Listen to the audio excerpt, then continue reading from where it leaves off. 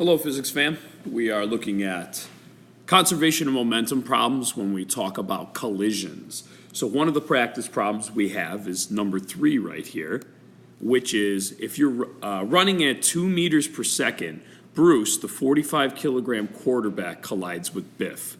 All right, so two guys are going to collide. First thing we want to make sure is we designate which person is which object and what number. So let's say that Bruce is going to be object number 1 and Biff is object number 2 for this collision. It could be the other way around, but that's what we'll deal with here. We want to make sure we organize all of our information. So first things first, we know that Bruce is 45 kilograms, right? So he has a mass of 45 kilograms. He collides with Biff, who's a 90 kilogram tackle. So Biff is going to be 90 kilograms. By the way, that's object number 1. And object number 2, we've already designated that. Let's see. Bruce is running 2 meters per second. So Bruce's initial velocity, v1i, is equal to 2 meters per second. And then it says Biff is going to collide with him and travel 7 meters per second in the other direction.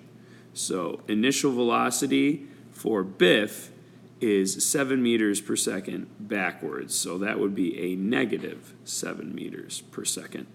All right, sorry, that is a 7.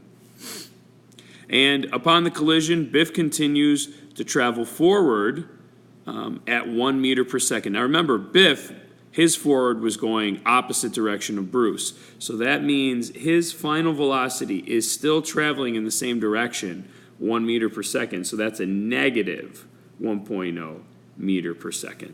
Sorry, ran out a little bit of room there. Now we want to know how fast Bruce gets knocked backwards. So the question is, we are looking for what is the final velocity for our other guy here. That's the one thing we don't know. Now, when they collide, it looks like they hit, and Bruce is going to be knocked backwards. So it looks like they are not sticking. So if that's the case, this is a non-sticking collision, which means that they start as separate objects, and after they collide, they are still separate objects. So this would be considered a non-sticking collision. Remember that these beginning momentums are initial, and these ending momentums are final. And also recall that because of the conservation of momentum, we can use this equation because the total beginning momentum is equal to the total ending momentum.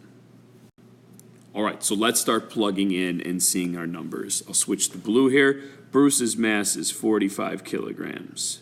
His initial velocity is 2. Biff is 90 kilograms, initial velocity of negative 7. Bruce, again, has the same mass, 45 kilograms. And velocity final, we have no idea. That's what we're looking for, so we'll leave that as a variable. And now Biff is still going to have the same mass of 90 kilograms, but is going to be traveling negative 1 meter per second backwards. All right, so we can start solving for this and knocking it out. And let's go ahead and do that. That's going to be 90 plus a negative 630 when you multiply them together is equal to 45 times the final velocity of Bruce plus 90 times the negative 1, which is a negative 90. If we want to solve for that, let me get another color here. We'd add 90 to both sides, right? That would cancel that out. You're left with 180 plus negative 630 is equal to 45 times the initial velocity. 180 plus a negative 630 gives you negative 450 equals 45 times the final velocity. Divide by 45 to both sides, and you end up canceling out your 45s. And of course, negative 450 divided by 45 ends up equaling a negative 10 meters per second. So this quarterback is hit hard. In fact, he's hit so hard that he was moving forward at 2 meters per second and now got knocked backwards at 10 meters per second. Does that make sense, though? It kind of does if you really look at it, because Biff has such a greater mass than Bruce. Biff is at 90 kilograms and Bruce is at 45. So Biff is coming at him faster, heavier, knocks the quarterback back, and boom, he is going backwards at 10 meters per second. Probably laid him out pretty good, too.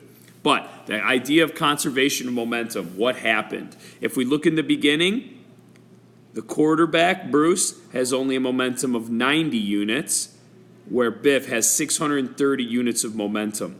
What happens? Biff's momentum went down after the collision, so therefore Bruce's momentum went up. And that is what the conservation of momentum is all about. If one object goes down in momentum after a collision, the other object has to go up in momentum. And it was conserved. Momentum was shifted from Biff to Bruce.